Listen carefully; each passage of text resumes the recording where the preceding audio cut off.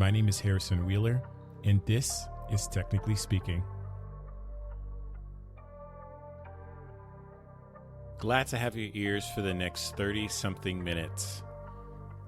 I cannot express my gratitude enough as we take this path of enlightenment together, learning the stories of designers from all around the world. As simply put, this is a podcast about the human experience. Today's guest is principal designer, which we'll get into what that means a little bit later, and executive director of the Inneract Project that is now 16 years strong, Maurice Woods. We discuss the origins of the Inneract Project and its mission to empower underrepresented youth through design education and opportunities to explore design in career and life.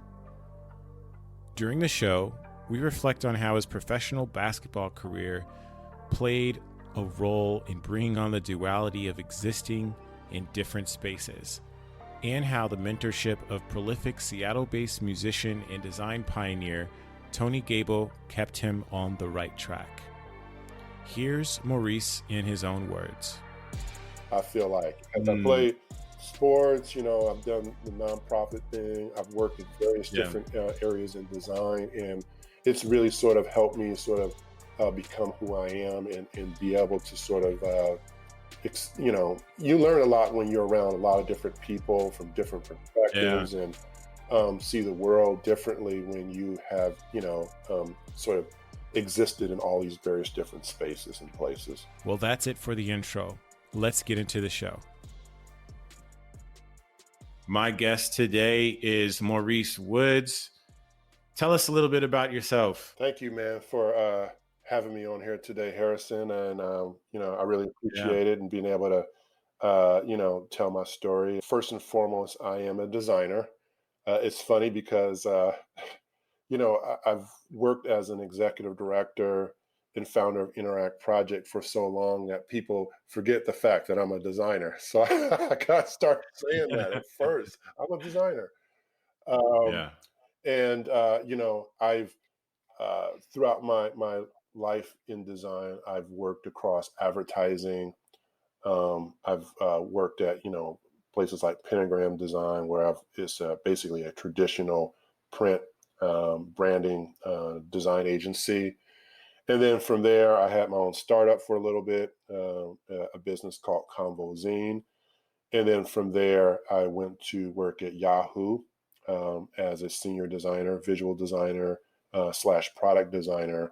And then to where I am now at Microsoft, which, I'm a product designer, a principal product designer there, working on a variety of things from, anything from machine learning and AI to, designing and leading the latest family safety mobile app, as well as visual design and branding. I kind of have my hands in a lot of various different things. And, from the founder side of things, I started a nonprofit called Inneract Project that I've been working on now for over 16 years. Dope. So you mentioned you're doing your hands in a lot of things. What exactly is a principal designer? And it would be interesting at least to explain to the audience, like, what does that sort of different career segmentation look like? Yeah. Principal designer is, I guess the best way I can really explain it is a designer who is capable of leading and running projects, whether that be as an individual contributor or as a manager. And the level of responsibility is really leaning towards someone who is capable of taking a project from, its sort of beginning stages. And being able to sort of drive that work and bring a certain perspective to help either launch a product, make a product better, or actually design the product themselves. So, I'm an individual contributor. I chose that because of the work that I do at Inneract Project. I'm already really busy, and I felt like I'm already managing people on that side, and that it was important for me to, stay individual contributor so that I can continue doing that without having to manage Mm, more people outside of right. managing people in Interact Project. And then I think also the individual contributor role was helpful in me being able to, um, you know, flex my creative side. It's like, Sure. as a manager, sometimes you have to deal with the day to day of people management, and it's not anything's wrong with that. But for me personally, I like to actually create things and make things. So there was a bit of, Yeah. interest in continuing to do that. So Yeah. Yeah. And I think there's sort of this a little bit of a misnomer that if you want to grow in design, you have to move into management. But there are that's indeed right. sort of IC tracks where there are a lot of senior roles. Yep. So it's great to kind of see you exemplify what that means at its highest level while maintaining operationally Interact Project. Um, so man, just kind of like looking into doing my research on you. You grew up in Richmond, California, Yep. and also in the past, you played professionally. Yep. I sure did, Um, man. You know, yeah, I man. it's funny because I was talking to I was it was funny because I was talking with a friend of mine the other day, Yeah. and I was just telling him how, as a designer, people don't really realize how tall I am until they actually see me. You know what I'm saying? And Right. like in Zoom calls, like I'm sitting down, so people are like, "Oh, okay." But when they actually see me, they're stunned because I was like, "Man, I know you played basketball, but I didn't know you were that tall." And How tall are I'm you? 6'10". So, Wow. I tower up there. So people just are Yeah. sometimes taken back because they don't realize Yeah. that, and it's not common, obviously, like, No. you don't see like almost 7 foot designers walking around. But like, Right. I started off my career wanting to be an NBA star. And, Mm, as early as high school, I've always been the tallest kid on the block. And, mm, in my neighborhood, we were all doing sports. We were doing basketball, football, and music. And, you know, basketball got me a scholarship to a right. school, which allowed me to get exposed to, design. So I'm very grateful for that. And Right. after graduating from college and, getting that degree and also being on a basketball team there, I was able to take my skills and continue to play professional basketball. I played in Spain, an island in the Canary Islands called Fuerteventura, and I played there for a season. Basically, the season's about 9 months, 9 to 10 months out of the year. And then after that, I was on the Canary Islands again, another island called Tenerife, in Mm, Spain. And all during that time, we traveled all over Spain playing teams. right. And then the third year, I was in Greece. I played for a team called Papago, which is named after the city Papago, where I stayed. And after Wow. that, I was in Gravelines in it's in a northern western point in France. And Wow. then after that, I spent the rest of my years in Japan, in Osaka and Niigata. So I've had a great experience, and this is all before I played basketball. It's like I tell people, it's like I have like separate lives. I feel like, because I Mm, play sports. I've done the nonprofit thing. I've worked in various yeah. different areas in design, and it's really sort of helped me sort of become who I am, and be able to sort of you learn a lot when you're around a lot of different people from different Yeah. perspectives, and see the world differently when you have, sort of existed in all these various different spaces and places. How long was the basketball career? Total was about 7 years, so about six Wow. Okay. seasons, and it kind of overlapped. So it was it was quite a bit of time, and Yeah. there were some good moments and some bad moments. It's like being away from Yeah. home. Although it's nice to be in exotic places, and the Canary Islands was beautiful, and Greece was beautiful, Japan and France. You do get homesick. Yeah. Unfortunately, just being over there 9, 10 months out of the year, and then you're home for like it feels like a month, really, and then you got to Right. go back. And Yeah. so it just gets a little old. And I was over there for, quite a bit of time. And then, I was kind of ready to settle. And towards the end of my basketball career, I was kind of like really more interested in design, honestly. I was kind of Yeah. eager. I wanted to do that. And, Yeah. I started bringing my laptop over there, and I was like just designing things on my own. And Yeah. How was that experience with your teammates? Because yeah. uh, I don't know if you know this about me, but I actually played football in Oh, college, I didn't know that. so That's yeah, I can relate to the living different lives because there are people that know me as an athlete, and then there are people that know me right, as a designer, and then some people are like, I get the same thing. I'm not close to 7 feet, but I definitely don't look like right. the stereotypical designer. And so when you're around these different people kind of working on design, did you get any like different sort of reactions from folks? What were people like? Were they like, what are you doing? Yeah, I got to tell you this funny story, although it's probably not so funny in theory. But I remember, I won't say where this happened at, but it was at a company that I worked at.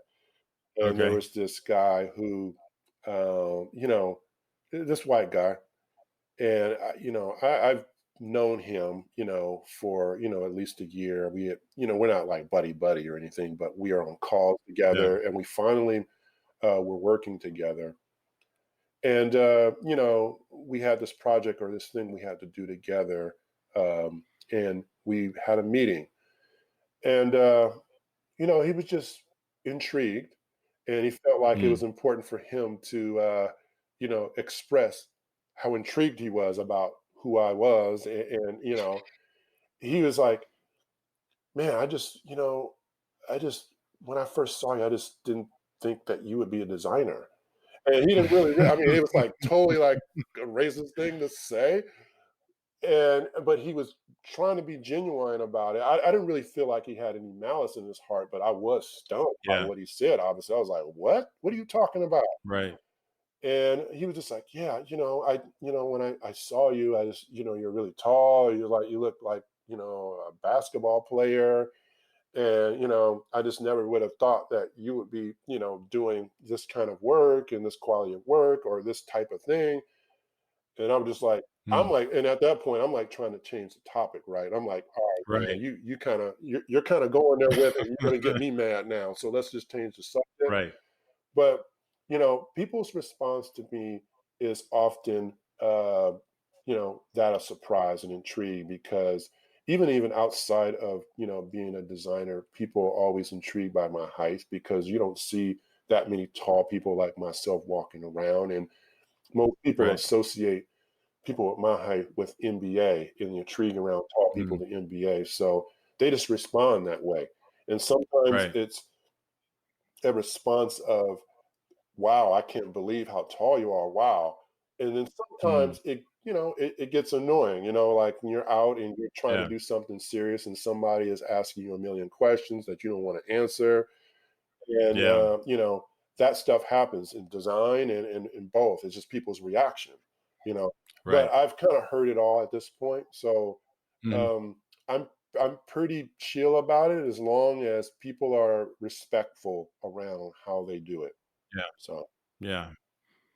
Yeah. So look, we talked about the basketball career, but I think the underlying theme here is that you've been in design your whole life, and yeah. so how did your childhood and your upbringing play a role into the journey that you've made so far, and even kind of looking into your career? Like early on, you started out, um, you were doing agency work, and I also saw that when you first started out designing, you also started the Inneract Yep. Project.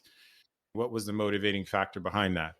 Well, um, it started for me when I was a kid. I think as a young person, I mean, I grew up in Richmond, and it was the hood, Mm.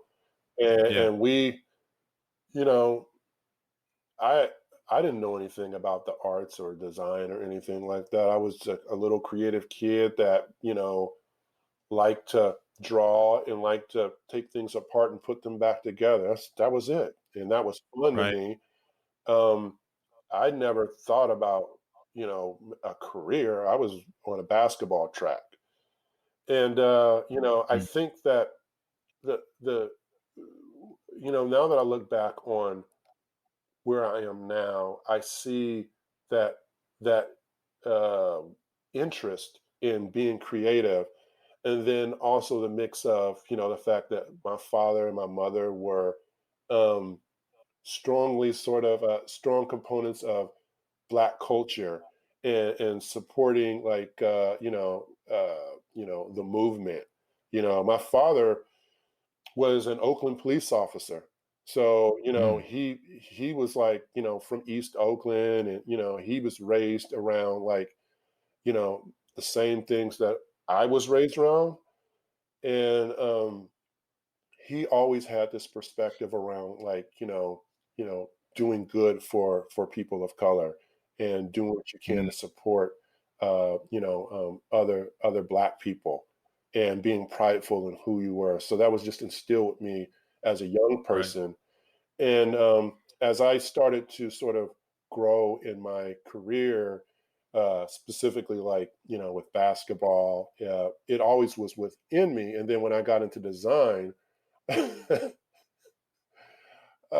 you know, it was crazy because it's like I went from Richmond, where there was a lot of black folks, first of all, to Seattle, where it was just like it wasn't really hardly any black folk up there.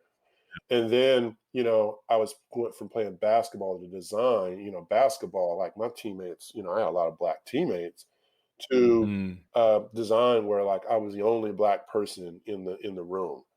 And Right. so I think that, the experience of growing up the way that I did really sort of um, trained me or got me prepared for where I am now in terms of like my ability to be able to sort of separate work, life, and my culture, and be able to sort of understand that all those three things are part of who I am.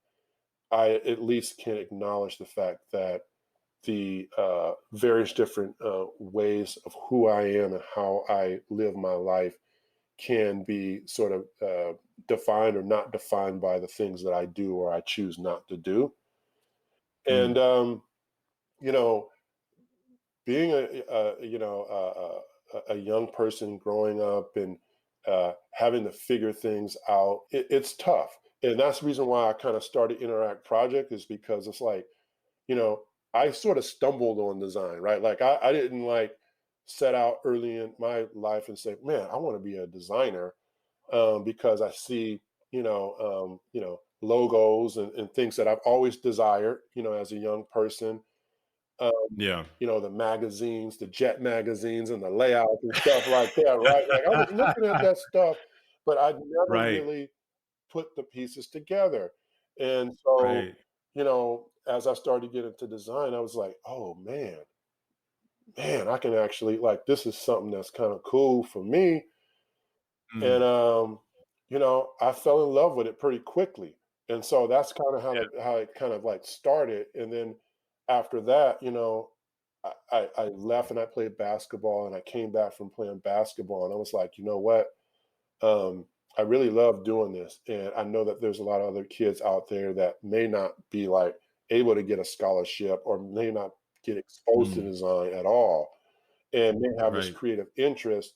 And so I wanted to do something about it. And I was I was not honestly expecting that Interact Project would be what it is today.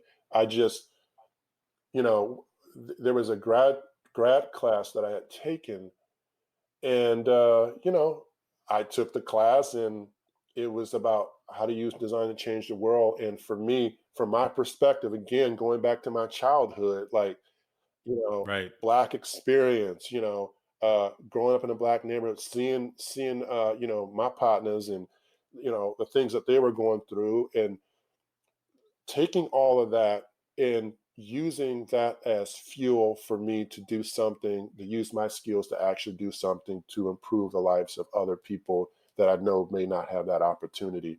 And so Mm. that's kind of how the childhood and all the work and the things that I went through sort of started to gel together. And I Yeah. wrote a proposal for Interact Project.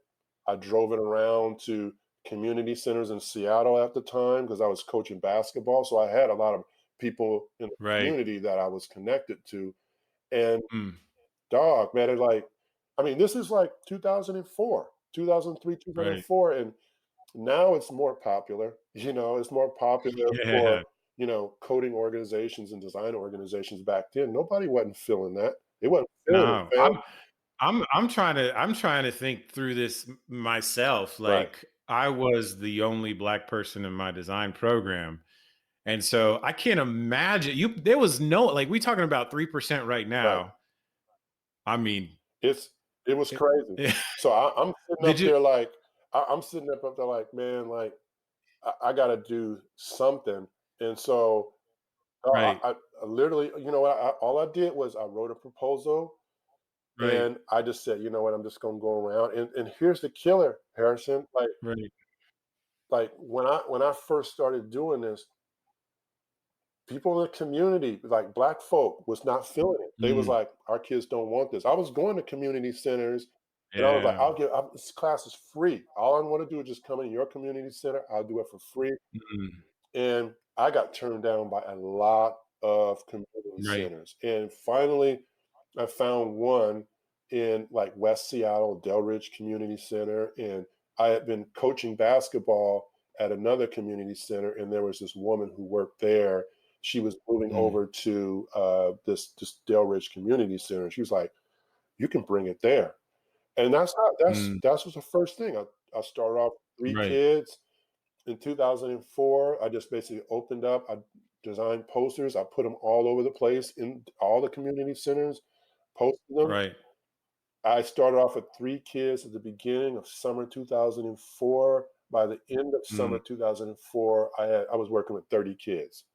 You know, wow. so and then from there, it's just just grew. You're just navigating this by yourself. Yep. Like, because I always ask, did you have any mentors? Like, was there anyone that advised you? What was that like? I was fortunate enough to have, um, Tony Gable, rest in peace. That was my boy. Mm, Tony Gable he was someone who I really, really respected. And I know today that if, well, I can almost, I can say probably like if I didn't know him and I didn't get a chance to meet him, I don't know if I would have stayed in design. He mm, was a black man, had his own business. And see, that was an anomaly too. That was an anomaly back in the day because there wasn't a lot of black graphic designers that have their own business, and he had his own business. mm, And he was working on projects for Microsoft, and and his work was cultural, right? So I was right, connected with it, and it's like the way I right. found his work. I was going to an art store, a poster shop in the black community in Seattle, and Yeah. I saw his poster in there, and I asked about it. And then the guy who worked there was like, "Oh yeah, it's a local designer, Tony Gable." And then Mm, he kind of told me his name. I looked him up. We connected with each other, and that's how we became cool.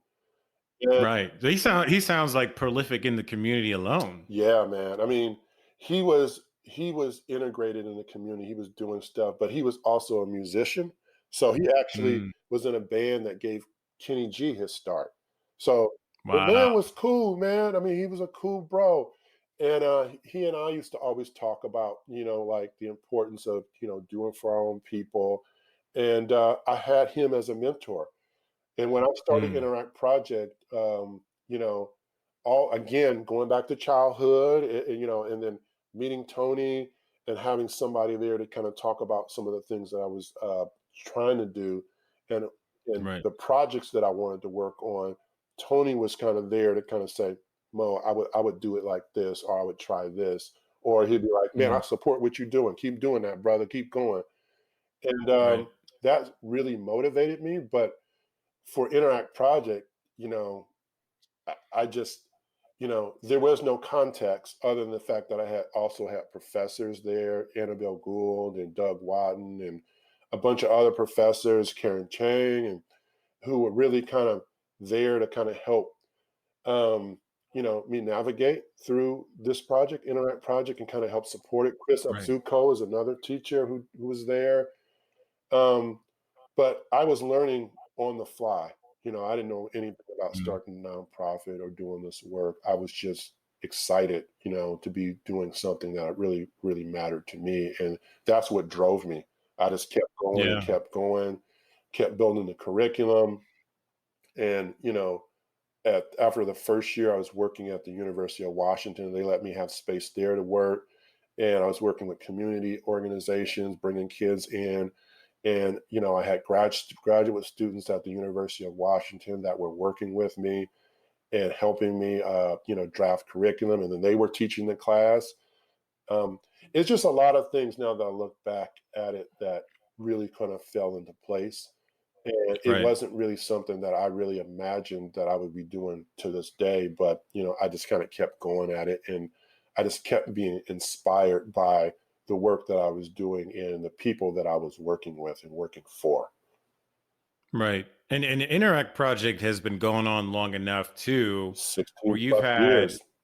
yeah, where you've had students start at a young age and kind of go through what does like that curriculum look like over time? Yeah, And I would love to just kind of dive into that. I call it a life cycle because I Yeah. think the mis sort of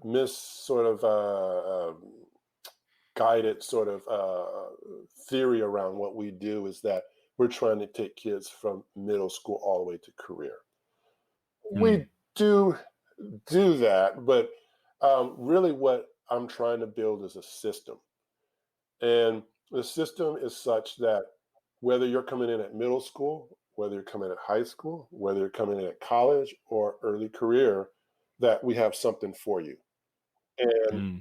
whatever whatever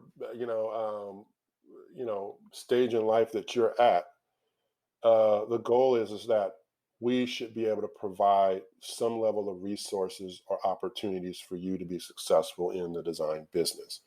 Now, Right. students that I've had, like, yeah, I have students that have gone to college. Some of them are working. Some of them are still in college. Um, a lot of my students, and I'm always transparent with people about this because I think that, um, you know, a lot of times the industry that I work in, sometimes you have people that kind of conflate what they're really doing.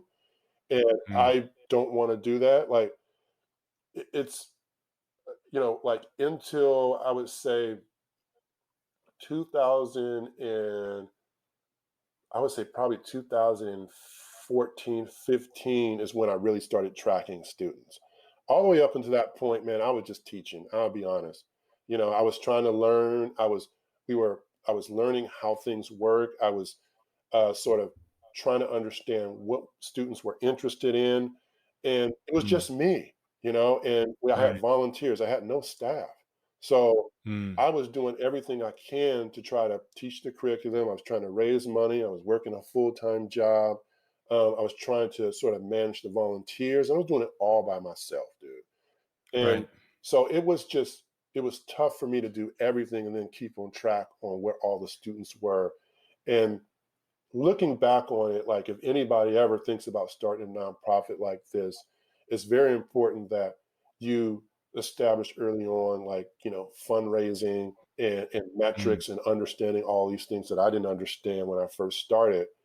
But, you know, um, the track for how we work and the things that we do are really, embedded in the fact that we're multi-layered and we have various different entry points. Um, the most important thing, or the three major things that like listeners should understand about our organization, is that one, we cover education, which I think is obvious. We have curriculum that spans across um, early discovery to intermediate to advanced courses Right. to advanced to professional courses. And you know education is obviously a big portion of what we do, but Right. education is not, it's not the only means for improving diversity in design. You have to have advocacy. You have to have Yep. ways where you can show other people of color in the business that other people can also learn and see, like, okay, if I start here, I can eventually be like that person. You think Right. about basketball, it's like that, right? Like, you have Right. you know, a free basketball court you can go and practice on. I have my coach who I can help teach me and learn. But then I can also see Kevin Durant, Steph Curry, and LeBron James and see that they have Yeah. long lasting careers and they're making good money. And I can see, like, okay, they started by doing this and getting taught this Right. way, and then they became this. That is what Interact Project is trying to do. So we have Yeah. education, advocacy, and then the last is like entrepreneurship.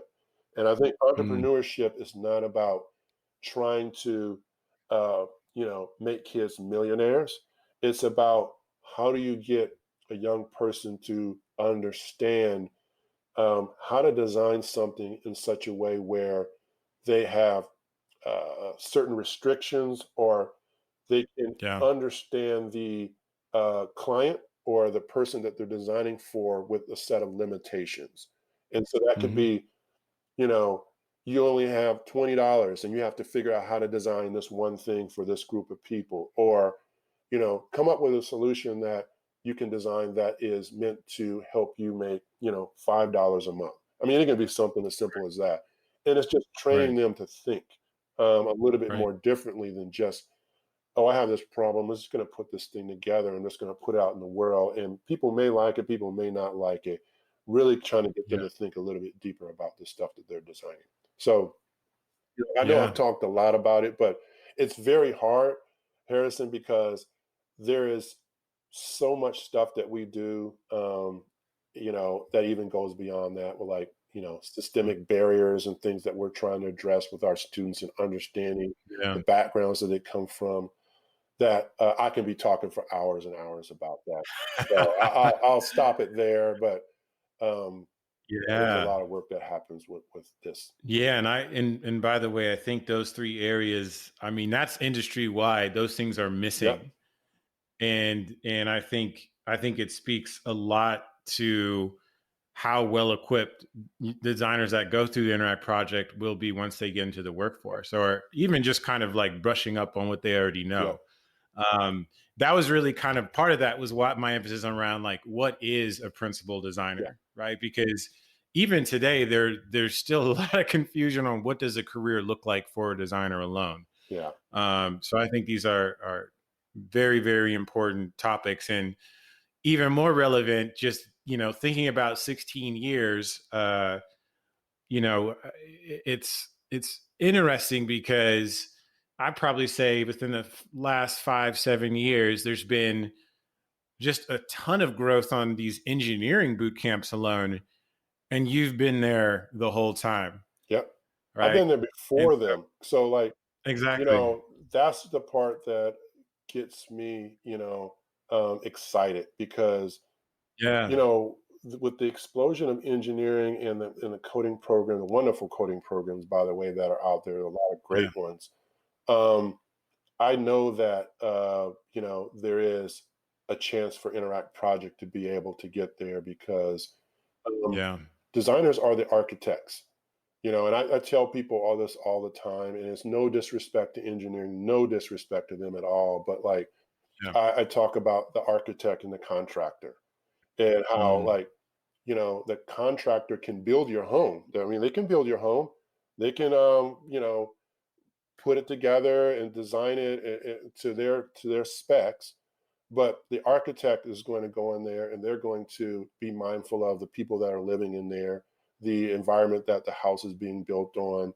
They're going to be mindful of like how the flow of the house is, where the stairs need to be, how wide the stairs need to be, depending on who the people are, Mm. and then the colors, and being considerate of all these things, and then on top of that, making it absolutely beautiful.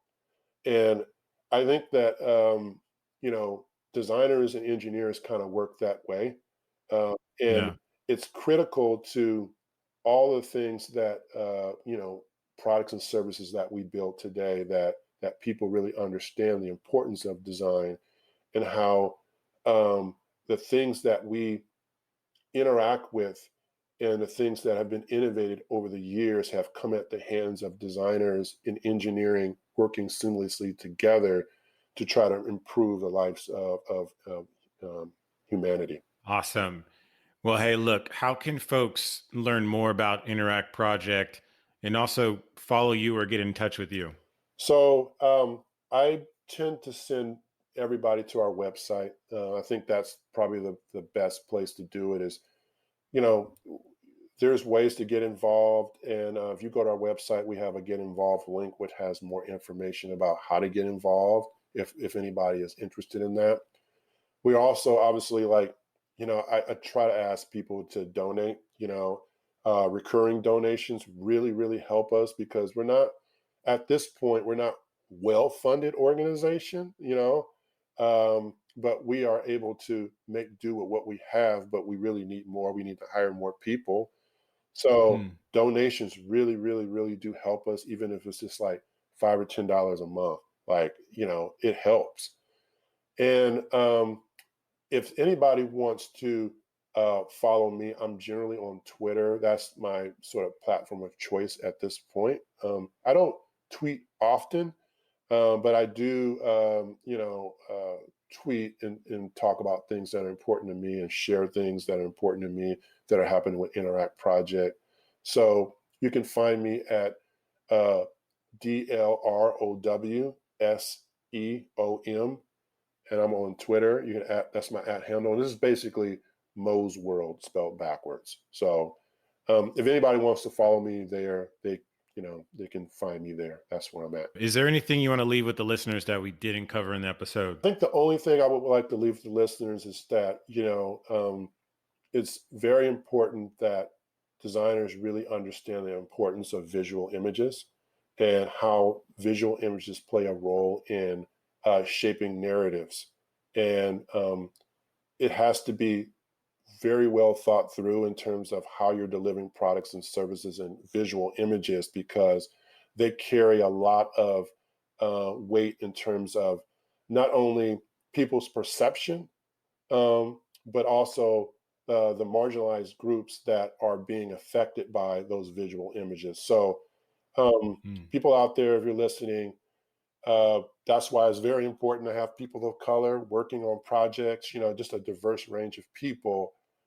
It's really needed in the business. And, you know, I just want to leave that because I think that's really important, that people really need to understand and know about the stuff that we're doing and what I think is important for our business. Mo, I appreciate the Yeah. conversation. It was super enlightening and inspiring. Have a good one. All right. Thanks, man. Appreciate it. Thanks for having me.